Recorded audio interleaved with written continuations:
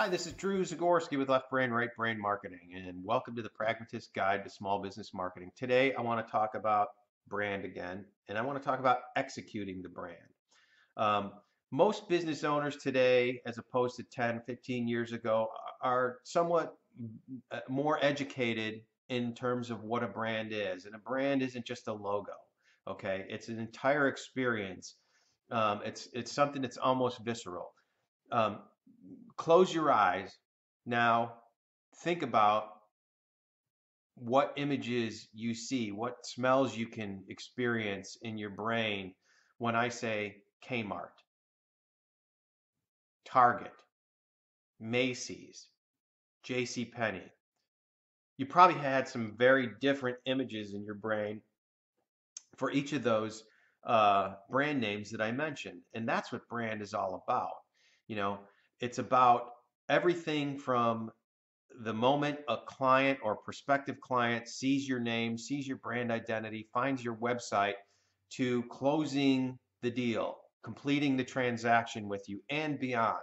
So as a business owner, and again, this is a part where positioning comes in, because this explains how you live out your brand. So if you have staff, if you have employees, get them bought in on your positioning. I've had clients where we put together their positioning statements, and they've taken that statement sentence by sentence and used it in their employee orientation and said, here's how we do things. If you're not willing to get on board with this, then this is not going to be a good place for you.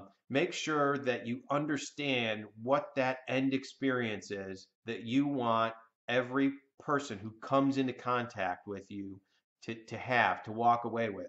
And that includes when things go bad, because not everything goes right all the time. So in fact, how you handle mistakes or errors or when things go bad can strengthen your brand even more than when everything is just going according to plan and it's just moving along. For example, I had a piece of exercise equipment a year and a half, 2 years ago, where every time I called to try and find out what the status of it was, nobody knew anything. I kept getting the runaround, and I ultimately ended up just canceling the whole purchase and went somewhere else that was flawless. I'm not going to mention that company, but I would never, ever buy anything from them ever. And it's because they messed up and they didn't understand how to take a bad situation and make it right.